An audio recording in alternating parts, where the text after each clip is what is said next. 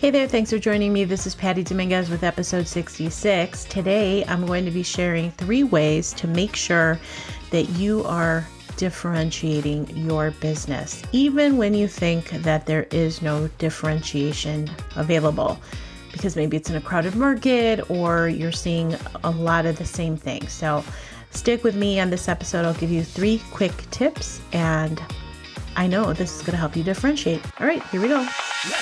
Hey there, I'm Patty Dominguez. You're about to discover what it means to position your brand and your business to stand out. This show explores the stories of small business owners just like you who are bringing their message out to the world and impacting their tribe. So if you want to take your business to a category of 1 status, then hang with me because this podcast shares everything you need to know about how to be more prolific with your brand so that you can have more profits. Hey there, thanks for joining me today on this episode. I am going to be sharing 3 tips just to check in with yourself to make sure you're differentiating yourself. Because how many times have you been in a situation, you cringe at the thought of somebody asking you, so what do you do? Or maybe, and truthfully, probably not as much right now with the whole COVID thing, but the whole concept of like networking events and events in general obviously are all at a standstill. But one of the things that comes up time and time again is people's confusion around this whole concept of what can I do to create differentiation, to highlight how I'm different. And that's exactly what I help with in Positioning to Profit. And so I wanted to just distill a very easy way to look at it in the way that how to differentiate really when you're not feeling that you're very different or you're not sure how you're different. And the reason I bring this up is because it's super common that every coach must have some kind of a certification, or they'll say transformation, or they'll say I can help people with their money consciousness, or to have breakthroughs, or to help them to transform, and the whole thing. So you start hearing the same vernacular over and over again, right? And just it just becomes more of the same. And coaches, there's a ton of them out there. And so there's no surprise why if you are a coach and listening to this, you're probably thinking, yeah, that's true. I don't know how to differentiate. I'm not really sure. But the fact is that differentiation is relatively easy. Let me just say it that way. And the reason is because you just identify the advantages of a really important part of what it is that you do. And because my market is mainly coaches and consultants, I have to say that really important piece of uniqueness is very apparent in the way you do things, right? So that's going to help you to distill a process or a framework to draw out the thing that makes you unique, and different. And the reason is because I hope that you're not just focusing on your accreditation, certifications, your educational background, because that truly is not enough. I always say that's a great example of cost of entry, but it's not necessarily a differentiation. And so really that doesn't necessarily put you in a unique position. Now, everyone who's in the same market where you might be a coach, you might be a life coach, or you may be a fitness coach, you might have gone through the same type of schooling or program for the most part, teaching this whole thing about how do you create a transformation, right? So, but what it doesn't mean is that you have to sound like everybody else. So not focusing on I'm a blah, blah, blah certification life coach. Who cares? That's not special. It's not different. And you basically just commoditize yourself, right? So what you have to do, or where the big opportunity is to stand out from the crowd by making a unique claim. And that unique claim is really your position.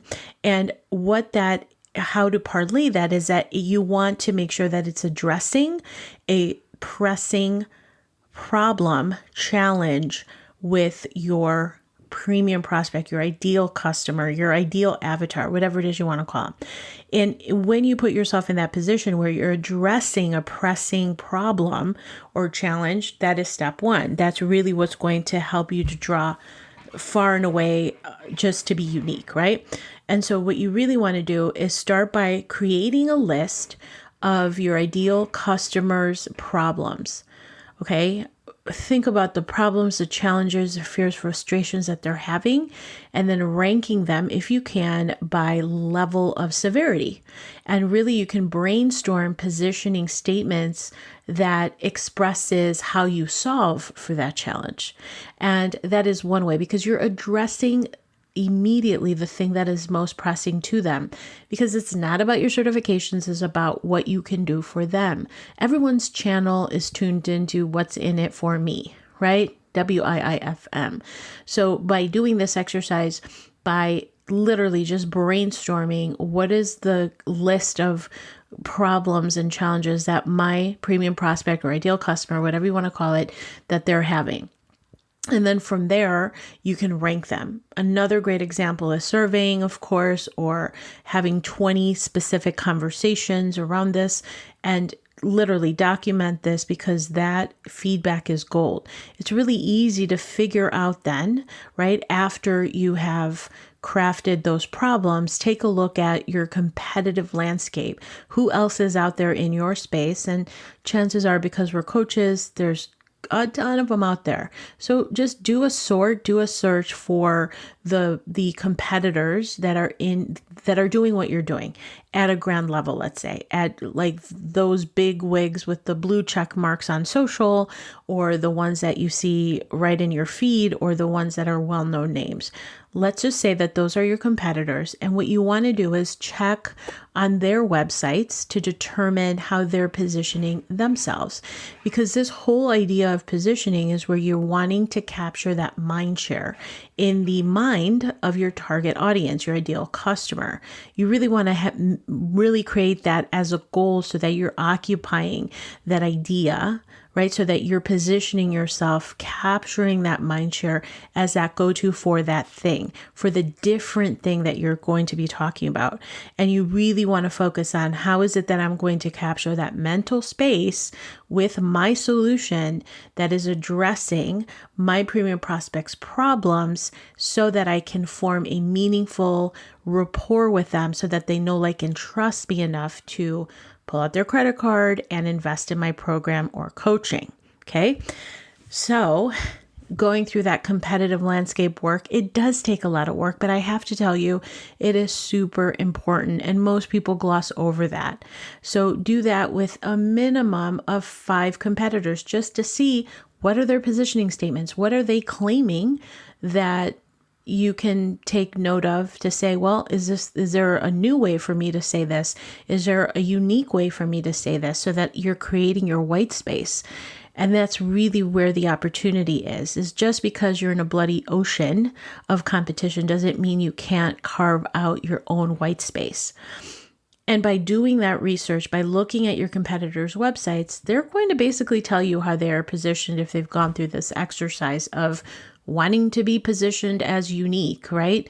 So that differentiation, by scoping out your competitors and the way that they're expressing their differentiation, right? Checking their websites, checking their products, checking their solutions, you can really analyze what it is that they're saying. What is the message that they are wanting to make sure that their ideal customer, which is the same one as yours, wants to capture.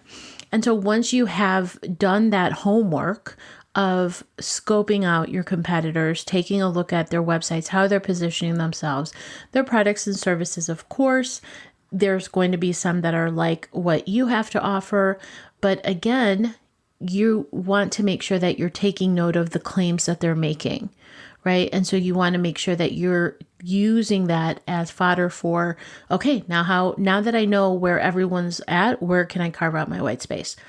Because it's really common for your competitors to make 2 or more claims of equal importance. So just kind of distill, what is it that they're saying? What do they want to be known for? Where is the consistency in how they want to differentiate and capture that mind share? I hope that makes sense. And then, of course, what you want to do is after you've done that, competitive landscape review, once you've really identified that target audience problem, then you want to really take note to differentiate yourself from that crowded market. Now, It is absolutely possible to do it. You just want to make sure that you're addressing that premium prospect, what their problem is.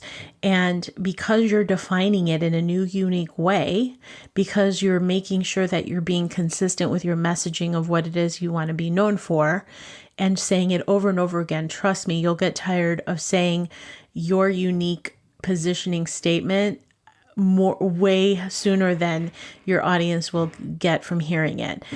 And so you want to make sure that you're also showing those proof points, right? How are you proving that what it is that you're saying is actually the truth? Because people are going to be thinking, is this for me? Wow, is this what I need? Do I really need this? So you want to make sure that you're addressing those potential objections. What is it that is going on in their mind? How are they distilling this information? How are you addressing those questions, clarifying questions that they may have? How are you highlighting what it is that makes you different? How are you identifying the gaps that they didn't know that they had, right? And so all of these things are in the name of creating that new conversation, in essence, disruption in their brain so that they're thinking, I haven't heard that. That's new, unique, and interesting. So let me find out more about that. Tell me more about that. And I always say that's how you know you hit it, right? And so really just consider that when you do this exercise and, doing the copious work to understand intimately beyond geographic, demographic stuff with your ideal customer or premium prospect, as I call them, and then really doing your competitive landscape homework to understand who else is saying things, who else is in your space, what are they offering, what are they saying, what are their products and services, how can I stand out, and then focusing on differentiating, and then you also including your proof points, your social proof, justifying or showing them that the proof is in the pudding, that you can definitely help somebody get to the other side, that transformation that they've always been looking for, and that you can guide them, right? And so when you can capture that curiosity in them, where they say to you, tell me more about that, that's how they get to know you, like you, and then trust you.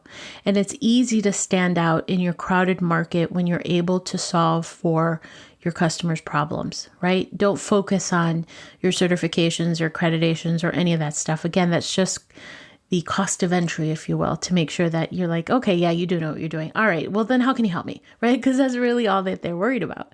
So when you can do that, you really move yourself into a position that is unique, that is addressing their concerns to the extent that they trust you enough to engage with you in a transaction. And so it starts. That's the goal. That's where you start that, the relationship, the rapport. And then hopefully you're always addressing and constantly looking at what's next. What can you do next for me? And therein lies the 3 tips that I have for you. Sounds like a lot, but really most people don't take time to really do the deep dive work, to really understand their target audience, to really understand their competitors intimately, to see what they're doing and how they're doing it. What are they saying? And then third and most is really standing out. Like, now that you know what your competition is doing, how are you saying something in a new way, something that's new, unique, and interesting that your prospect has not heard before, so much so that they'll say, tell me more about that. And that's what you want to get to. So those are my 3 tips. It's a lot of homework, totally worth it though, because once you have that nailed down, that really becomes a foundational platform for lead generation, and then ultimately bringing your prospects who turn into customers/clients into your world. And when you do that, there's a lot of other steps there that you can partake, such as surprise and delight. I'm super big on that. I love surprising and delighting. Like, who doesn't want to be delighted? So that's just a little extra tip, that when somebody has trusted you enough to want to engage with you in business, you definitely want to make sure, how am I surprising and delighting my clients? Again, that is all in the name of building that relationship and investing in the equity of that rapport in the relationship. All right, so that's it. Just thought that simple concepts that sometimes we gloss over, but are oh so important as a foundational structure to your business, that tried and true, these concepts will never go out of style. It is absolutely paramount that you consider that. And if I can help you with that, please let me know. Head on over to positioningtoprofit.com.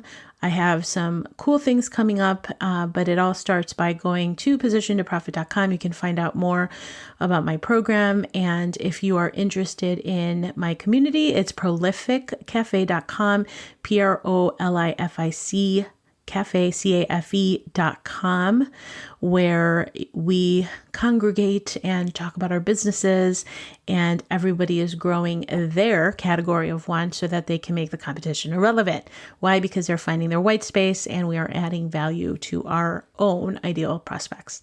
All right, there you have it. Hope this helped, and I look forward to seeing you. Let me know what you think about this or what questions you have or how I can support you in your work. Head on over to social. I am there, and I look forward to connecting with you. Till next time. All right. Thanks so much. Thank you so much for checking out the Positioning to Profit podcast. If you haven't already done so, please make sure to hit that subscribe button so you don't miss any new episodes. And also, it would mean the world to me if you would take a quick moment to leave a rating and review on iTunes, Stitcher, SoundCloud, or your favorite podcast player. It really helps to get the word out about the podcast and, of course, the featured guests. And lastly, please make sure to connect with me on social media, Facebook, Instagram, Twitter, LinkedIn. I'm on all of them. And use hashtag positioning to profit so that I can search you out and connect that way too. All right. Thanks so much. See you next time.